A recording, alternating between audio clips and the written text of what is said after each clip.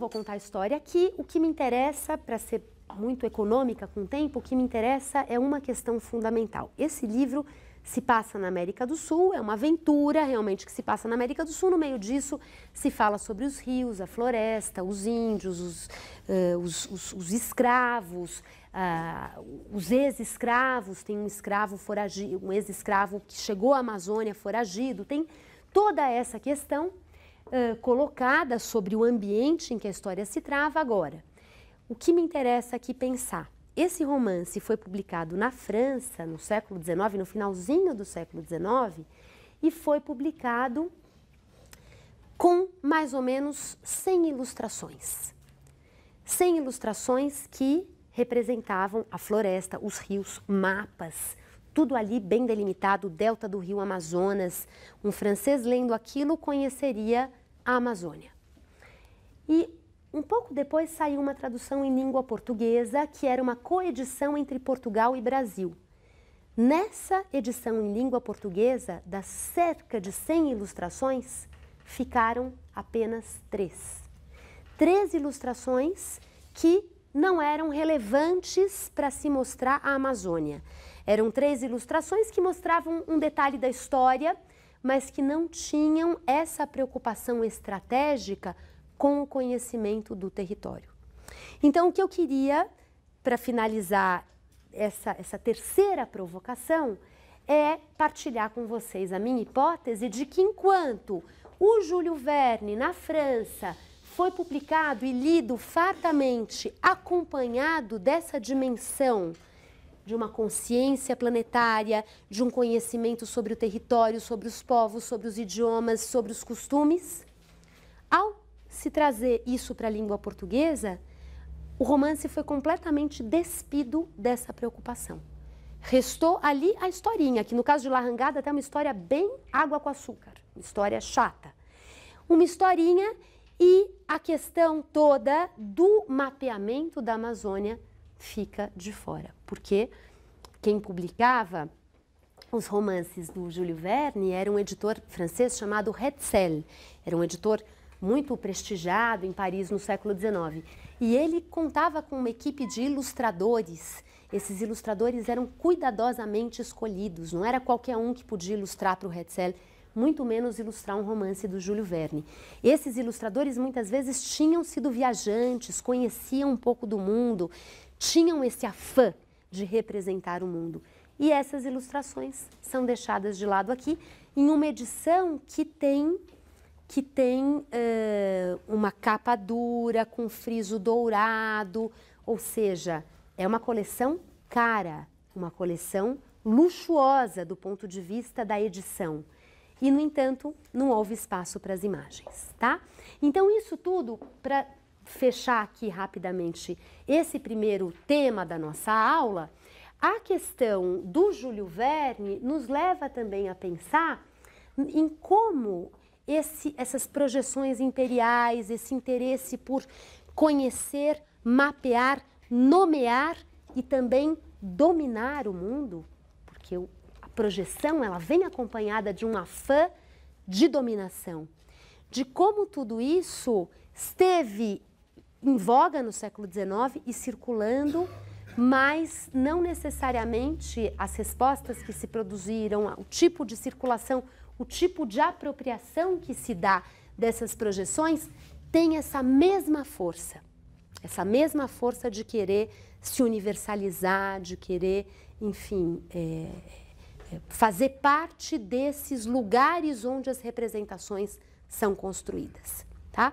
Claro que eu estou dizendo isso aqui agora a partir de um lugar muito específico, que é o dessa análise que eu fiz sobre uma coleção de livros, mas eu queria deixar o problema aqui colocado para vocês pensarem, né? O quanto dessas projeções são apropriadas, são digeridas, são reelaboradas, agora que espaço elas têm para voltarem a circular uma vez reelaboradas.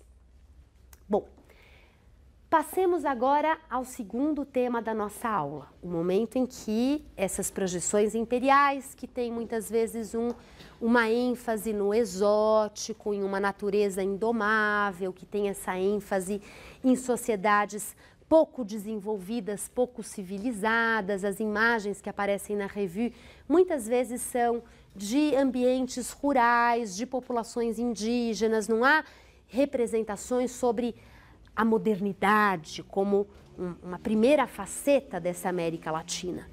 Então, essas projeções imperiais, apesar das inflexões que elas vivem, existe uma diferença entre o La Condamine e o Humboldt, existe uma diferença maior ainda entre o Buffon e o Humboldt. As projeções imperiais não são unívocas, não são uniformes. Também há diferenças e também há tensões entre elas. É disso que fala o Antonello Gerbi para mostrar das polêmicas que se estabeleceram em relação à natureza americana. Então não se trata de um polo uniforme contra outro polo uniforme, não. Essas coisas são sempre permeadas de diferenças, de tensões, de confrontos abertos em vários momentos. Isso tem que ser levado em conta. De toda forma, a despeito dessas variações, prevalece nessa consciência planetária um lugar para essa América Latina, que é o lugar do atraso, da barbárie, da natureza tosca, rude, indomável ou forte, mas também não controlada pelo homem. E essas imagens atravessam o século XIX. Em pleno século XIX, em Cuba, viveu um homem chamado José Martí. José Martí, que teve um professor de primeiras letras, que participou da primeira guerra de independência cubana, que se deu entre 1868 e 1878, conhecida como a Guerra dos 10 Anos, e que foi exilado, esse professor, por sua participação nessa primeira guerra de independência de Cuba, que era um homem culto, idealista e que arrebatou o espírito de José Martí. O jovem José Martí, já muito envolvido com as ideias de uma luta anticolonial contra a Espanha, porque Cuba era ainda colônia espanhola no século XIX, vocês se lembram disso, e o José Martí se envolve nesse movimento de resistência contra a Espanha. E também ele acaba sendo preso por um acordo que os seus pais conseguem fazer com as autoridades em Cuba. Ele é enviado para a Espanha, mas na Espanha vive em liberdade. Apesar da Espanha ser a metrópole, ele vai para a Espanha através desse acordo, sai de Cuba, para de fazer agitação em Cuba, vive na Espanha em liberdade. E depois sai da Espanha, volta para a América Latina, mas não para Cuba, e vive em vários países da América Latina, sempre convidado pelos homens de letras locais a ministrar palestra, a dar curso, a participar de um movimento político e, enfim, sempre recebido com um grande entusiasmo pelas elites intelectuais em várias partes da América Latina nessas décadas da segunda metade do século XIX. Pela sua condição de exilado, o Martí foi também conhecendo a América Latina. Ele esteve em vários lugares, ele participou de desenlaces políticos em vários países, conheceu gente, conheceu os hábitos. Ele foi pessoalmente construindo uma certa percepção de uma América que extrapolava Cuba, de uma América que era maior do que Cuba. E esse itinerário do Martí tem a ver, claro, com a forma pela qual ele pensou a América e começou a escrever sobre isso. O Martí era um homem de muitos talentos. Ele foi poeta, foi um escritor extraordinário, um orador extraordinário. Martí, se vocês forem fazer alguma pesquisa sobre ele, vão encontrar referências as mais diversas, já na época em que ele viveu, de escritores nos Estados Unidos que admiravam a obra do Martí, de escritores de toda a parte da América que admiravam a obra e a figura do Martí, enfim, uma figura de grande prestígio e renome ainda em vida. E houve um momento em que o Martí se estabeleceu nos Estados Unidos, na década de 1890. Nos Estados Unidos, ele fazia parte de um partido liberal cubano que contava com outros exilados cubanos nos Estados Unidos e depois, em 1892, foi criado um partido revolucionário cubano que tinha o objetivo de lutar pela independência de Cuba. E a Segunda Guerra de Independência de Cuba teve início no ano de 1895. Martí foi um dos primeiros a entrar em combate e morreu em combate contra o domínio espanhol em Cuba no dia 19 de maio de 1895. Então ele morre no início da guerra, não acompanha o desfecho da guerra, que foi a intervenção dos Estados Unidos na chamada Guerra Hispano-Americana. Esse é o nome que se consolidou, mas os cubanos não gostam desse nome, né? Porque a Guerra Hispano-Americana dá o crédito aos Estados Unidos, mas a Guerra Hispano-Americana que termina com a emancipação de Cuba perante a Espanha no ano de 1898. Mas ao mesmo tempo em que Cuba se emancipa da Espanha, Cuba passa a viver na órbita dos Estados Unidos. Na órbita dos Estados Unidos, que se traduz num primeiro momento, logo após a independência, na Emenda Platt, aprovada em 1901, aprovada em Cuba pelo Congresso, e uma emenda que dava aos Estados Unidos amplos poderes de intervenção política em Cuba.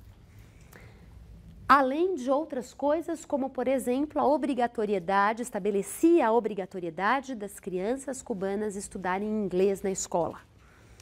Então, tanto do ponto de vista político e das possibilidades de ingerência dos Estados Unidos em assuntos políticos internos a Cuba, quanto do ponto de vista cultural, a história dos Estados Unidos, a língua inglesa sendo ministrada nas escolas, Cuba não alcança a possibilidade dessa emancipação cultural, imaginária, de que falava o Eduardo Said, que eu mencionei no início da nossa aula. Ela vive realmente, também do ponto de vista cultural, muito sufocada por esse repertório norte-americano.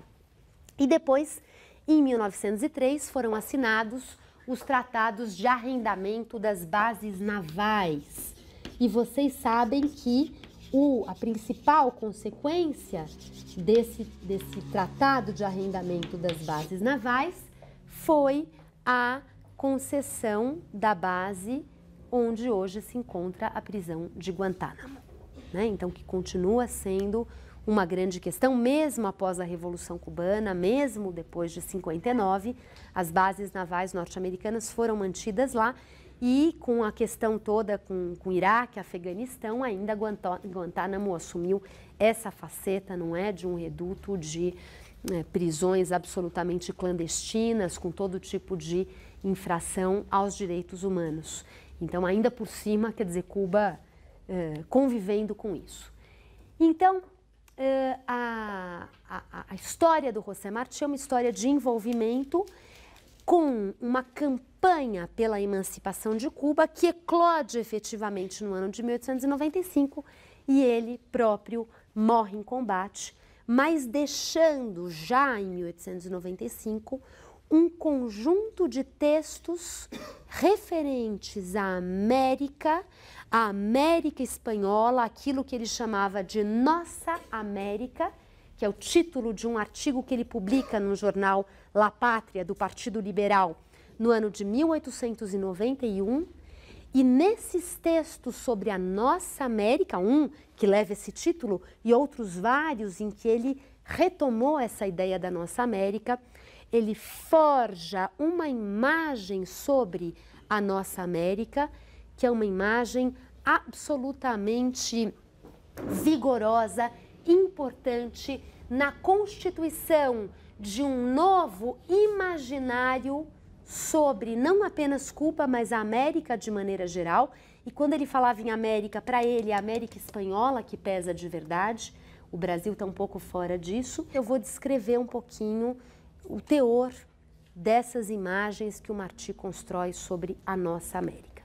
Esse livro é um livro que traz uma coletânea de artigos que o Martí escreveu ao longo do final do século XIX, às vésperas de 1895 e da eclosão da Guerra de Independência, e são artigos todos em que a sua percepção, e mais do que isso, o seu clamor por uma nova imagem da América Espanhola aparece aqui de várias formas, né? São artigos variados, mas em que ele vai realmente não apenas cunhando a imagem, mas ele vai clamando a importância dos americanos se imbuírem dessa nova imagem e se libertarem da imagem colonizada. Então, poderíamos falar horas aqui sobre o Martí. Os textos dele são textos muito fortes, são textos literários nas imagens que eles trazem sobre o que é essa América. Não vamos fazer isso agora, mas eu sugiro realmente que vocês depois, posso deixar, talvez no Xerox, vou fazer isso, esse artigo Nossa América, que vocês deem uma fuçada nisso, vale a pena, porque são textos muito bonitos. E vou chamar a atenção para alguns aspectos, né? O José Martí dizia o seguinte, que a história da América, da nossa América, o que ele chama de Nossa América, era uma história de colonização, de exploração da mão de obra, de mãos sulcadas pelo trabalho árduo, de pobreza, de sofrimento. Mas que essa experiência era uma experiência que também tinha feito do povo da nossa América um povo forte, um povo, enfim, que nas suas mazelas havia se fortalecido, havia desenvolvido toda uma tenacidade para lidar com essa situação de uma história de opressão. Ele é muito eloquente na construção dessa ideia de que a nossa América é fruto de uma história de opressão. E, no entanto, esse povo tinha que se conscientizar da sua força, da sua resistência, da sua tenacidade, para mostrar essa força para aqueles que, se a desconhecessem, poderiam talvez ousar avançar sobre a América. Poderiam talvez ousar impor a sua força para um povo frágil. Então, quando ele fala disso, ele tem já em vista um novo imperialismo, um novo colonialismo que estaria relacionado ao papel dos Estados Unidos na América. É por isso que o Roberto Fernandes Retamar, que é um cubano organizador dessa antologia, ele sempre insiste no seguinte aspecto, que o Martí viveu no limiar entre dois tipos de colonialismo, o colonialismo espanhol, o velho colonialismo, e um novo colonialismo que se expressa por essas novas potências imperiais no século XIX e, no caso da América, cada vez mais os Estados Unidos incorporando esse novo colonialismo. Então, quando ele fala a nossa América precisa mostrar a sua força antes que o grande irmão do norte ache que pode qualquer coisa, que pode tudo, porque nós, por enquanto, estamos encolhidos.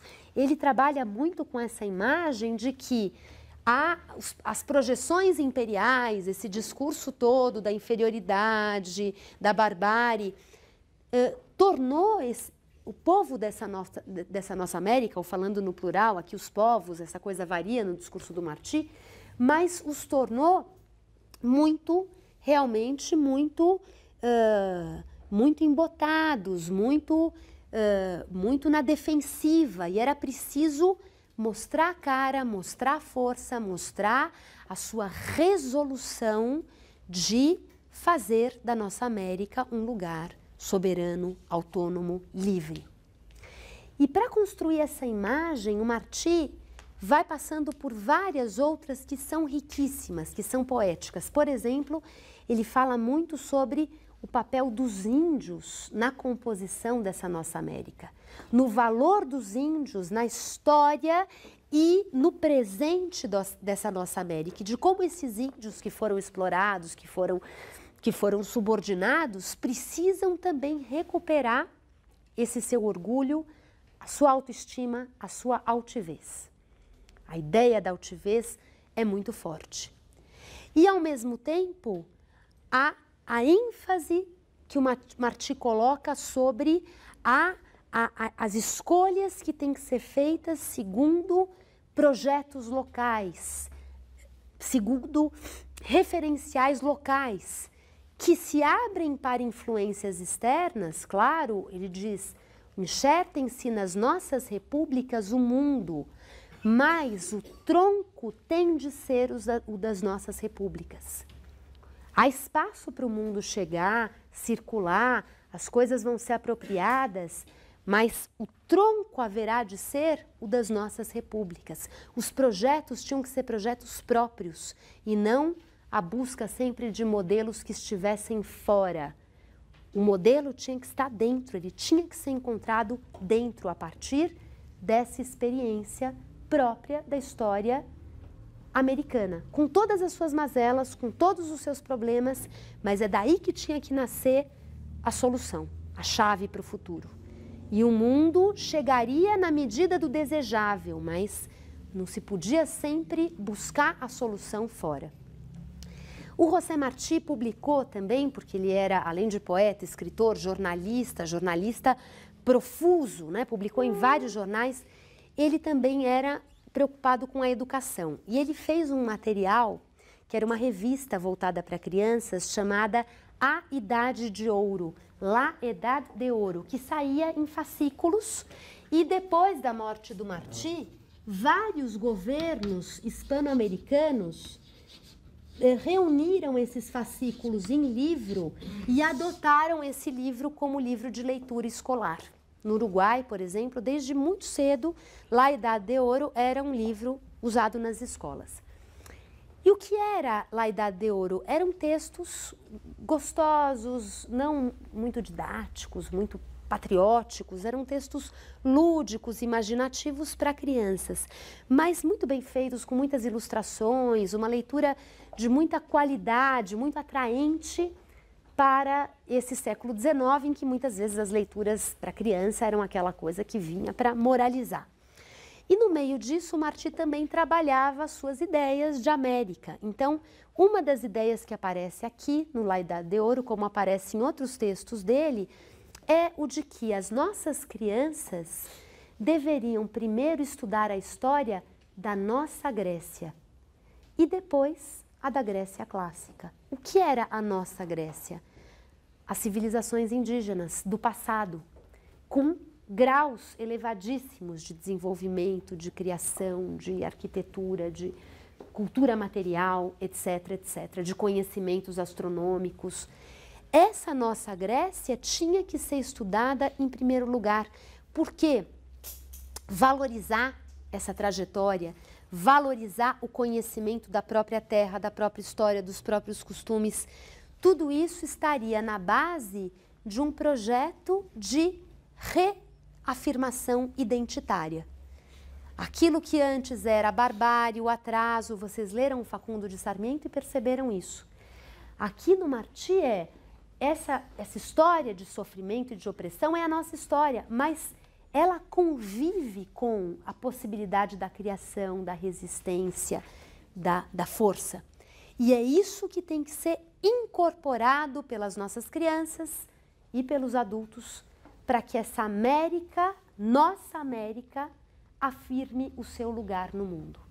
Para ele, a nossa América continuaria sendo pisoteada enquanto ela não assumisse a sua condição, a sua altivez, o seu orgulho para se colocar no mundo, em primeiro lugar, perante os Estados Unidos.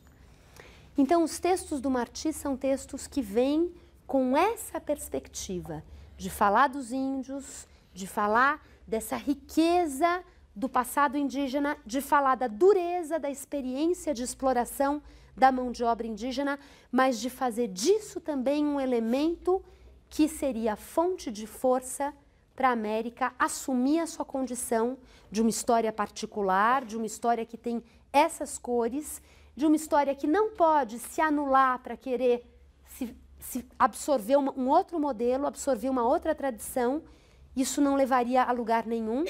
E ao reconhecer as suas particularidades e se imbuir delas e afirmá-las, aí sim essa América poderia se colocar de uma forma soberana perante os Estados Unidos e perante o restante do mundo.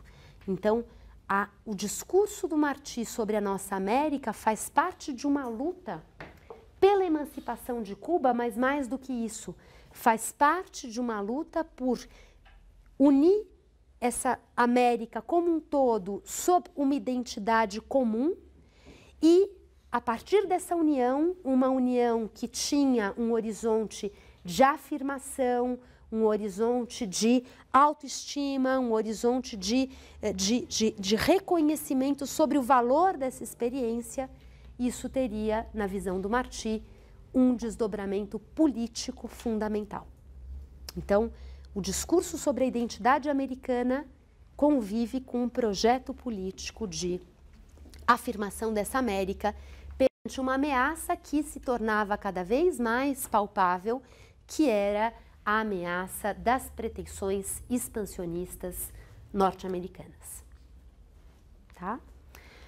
Então, deixar algumas coisas para vocês lerem, porque claro que tudo isso é dito de uma forma muito persuasiva, né? Muito literária, muito poética e muito persuasiva. Não por acaso Martí repercutiu muito na sua própria época, repercutiu em vários países da América, não apenas em Cuba, e depois da Revolução Cubana, não preciso dizer, José Martí é o grande herói reverenciado pela Revolução Cubana. O aniversário de Martí é celebrado em Cuba todos os anos, com uma grande procissão, a população carregando uma vela acesa, e essas velas então se multiplicam pela multidão, uma coisa muito impressionante, e o José Martí dá nome a 9 a cada 10 prédios públicos em Cuba hoje, né? Ele é realmente a figura que seria, nessa reconstrução que a Revolução faz sobre a história de Cuba, o Martí teria sido o primeiro passo, né? Teria sido o pioneiro, teria sido o inspirador que lançou essa chama em Cuba, que depois a Revolução tomou e levou adiante.